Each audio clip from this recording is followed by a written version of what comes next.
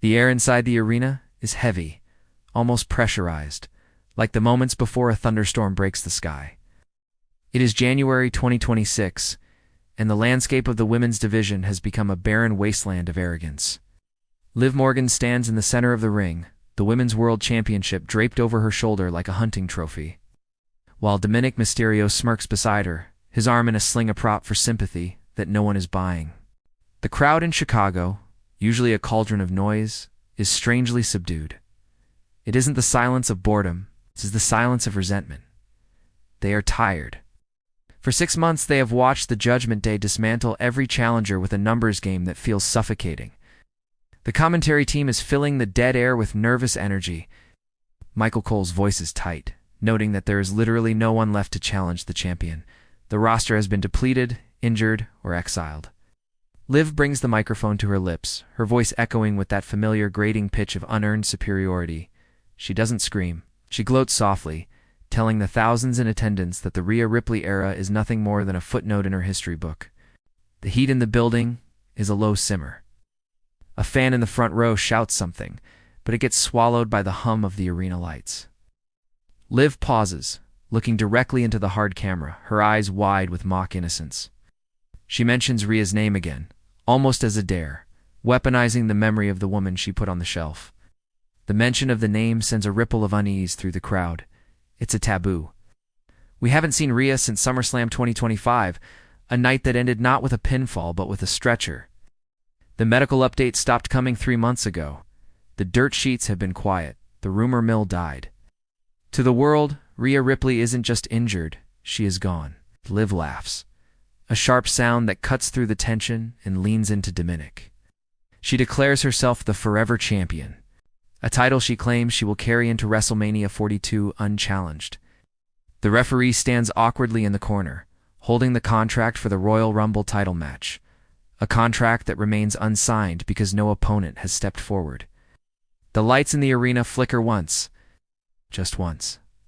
It's barely noticeable, perhaps a technical glitch, but the shift in the air is instant. The crowd murmurs, heads turning left and right, looking for a production error, not realizing they are standing on the precipice of a violent shift in reality. The uneasiness grows, transforming from annoyance into a palpable, vibrating anxiety. Liv stops laughing. She looks at the Titantron, confusion clouding her face. The atmosphere has curdled. Something is wrong. The sound of reckoning. The arena goes black. Not the usual dimming of the lights for a commercial break, but a sudden, absolute void. The darkness is total, swallowing the ring, the commentary table, and the sea of fans. For 10 seconds, there is nothing but the sound of 20,000 people holding their breath. The silence is terrifying. Then a sound cuts through the dark, not music, not pyrotechnics, but a low, distorted bass thrum that vibrates in the chest of every person in the building. It sounds like a heartbeat slowed down to a menacing crawl. The screen flickers to life, but it's not the bright, polished graphics of WWE. It is grainy, monochrome footage of a gym, empty and cold, intercut with flashes of surgical steel and bruised skin. The images move too fast to process, creating a sense of disorientation. The bass builds, getting louder, sharper, until it sounds like metal grinding on bone. Then, the scream hits. This is my brutality. But it isn't the scream we remember. It's deeper, distorted, slowed down to a demonic pitch. The lights slam back on not purple, but a stark, blinding white, focused solely on the stage. There is no pyro, no smoke, just her. Rhea Ripley stands at the top of the ramp, but she looks different. The leather and spikes are gone, replaced by tactical black gear that looks more like armor than a wrestling costume. Her hair's longer, slicked back, her face devoid of the smudged makeup that used to define her. She looks cleaner, sharper, and infinitely more dangerous. She doesn't stomp. She doesn't scream at the crowd to acknowledge her. She simply starts walking. The crowd reaction is a delayed explosion. It starts as a gasp, a collective intake of air that sucks the oxygen out of the room, before erupting into a wall of noise that distorts the audio feed. It's a mix of shock and primal fear. They aren't cheering for a returning hero. They are screaming because they are witnessing a force of nature. Rhea walks with a terrifyingly slow cadence. Her eyes are locked on the ring, unblinking. She looks like a predator who has already calculated the kill. Commentary has stopped speaking entirely. The silence from the announcers sells the moment more than any scream could. They are stunned. As she steps over the top rope, the camera zooms in on her face. There is no smile, no wink.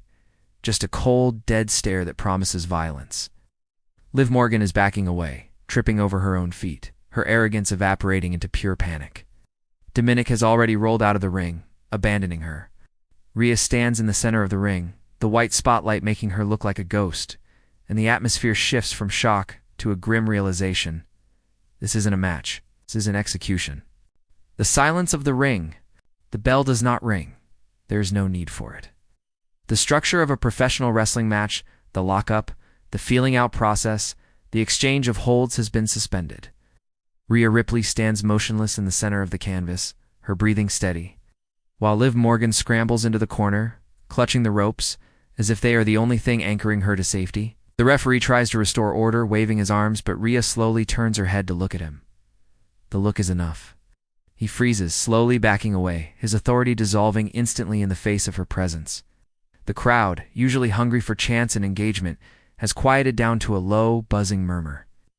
They are watching something that feels uncomfortably real. Rhea takes a single step forward. Liv flinches, throwing a desperate, wild forearm. Rhea doesn't even block it. She takes the hit on her shoulder, her body barely registering the impact.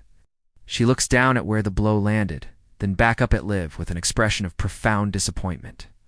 It happens in a blur. Rhea lunges not with a wrestling move, but with a tackle that drives the air out of Liv's lungs. There is no showboating. Rhea mounts her, raining down heavy, efficient strikes. These aren't the worked punches of sports entertainment. They look like the desperate, heavy blows of a street fight. Dominic slides into the ring, chair in hand, desperate to save his meal ticket. He swings the steel chair at Rhea's back. The crack echoes through the arena, a sickening sound of metal on muscle. Rhea stops. She doesn't fall. She doesn't writhe in pain. She slowly rises to her feet, turning to face Dominic. The chair falls from his hands. The look on his face is one of absolute terror. Rhea smiles for the first time, a bloodless, terrifying curling of the lips. She grabs Dominic by the throat, lifting him off his feet with a strength that seems impossible after a 6-month hiatus. She throws him into the corner, not as a wrestler throws an opponent, but as a person throws a bag of trash. She turns back to Liv, who is crawling toward the ropes. Rhea catches her by the hair. The prism trap is applied, but she doesn't bridge, just wrenches back, staring blankly into the hard camera while Liv screams. The referee calls for the bell, disqualification, anything to stop it, but Rhea doesn't let go. Security guards flood the ring, 3, 4 or 5 of them. Rhea releases the hold, stands up, and stares them down. They hesitate. No one wants to be the first to touch her. She surveys the carnage, the weeping champion, the broken sidekick, the terrified officials, and simply nods. She steps through the ropes and leaves, the crowd too stunned to chant her music. The aftermath behind the curtain.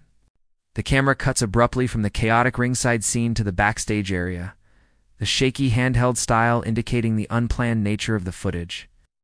We are following Rhea Ripley as she walks through the curtain and into the gorilla position.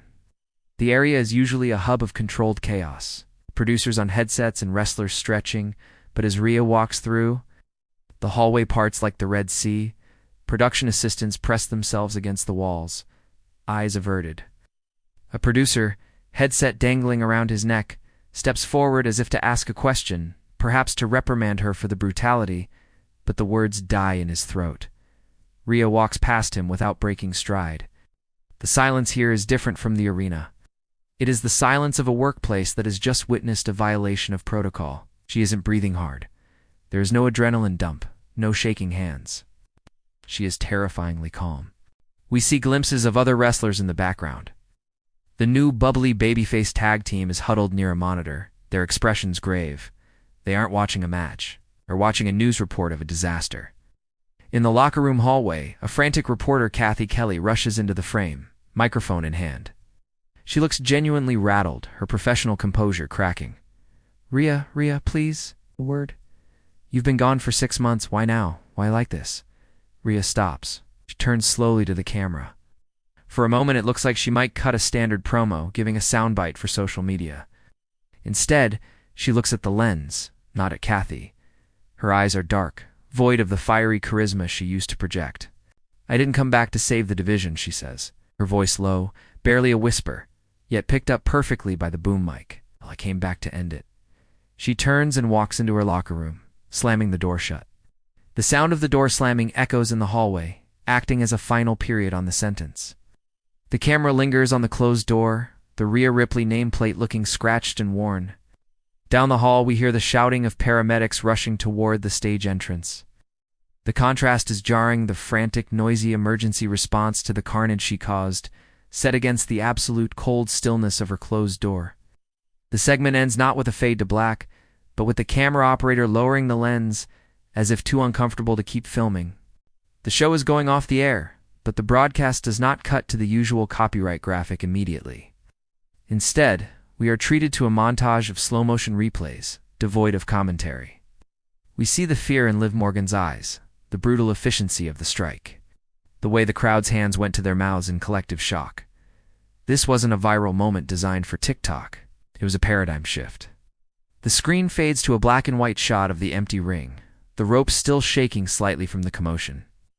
A final voiceover plays not from tonight, but an archival clip of Rhea from 3 years ago, full of hope and bravado, talking about wanting to be the greatest. The audio distorts, warping into a deep, guttural sound before cutting out. The viewer is left with a lingering, uncomfortable question. Usually, wrestling returns are about restoration. The hero returns to reclaim the throne and restore order. But as the copyright logo finally appears in the bottom corner, the realization sets in. Rhea Ripley hasn't returned to restore the order of 2024 or 2025. She has returned to burn it down. The wrestling world loves a redemption arc, but this feels like a requiem. The mommy character, the one who sold t-shirts and made jokes on Twitter, is dead. In her place is something far more realistic and far more terrifying. A woman who realized that being a star wasn't enough, and that being a monster was the only way to survive. The screen goes black, leaving the audience in the quiet of their own rooms, staring at their reflection in the dark screen. The silence that follows is the true warning. The fun is over. Reality has begun. What happens when the person you cheered for returns not as your hero, but as your consequence? The video ends. Not with a call to subscribe, but with silence.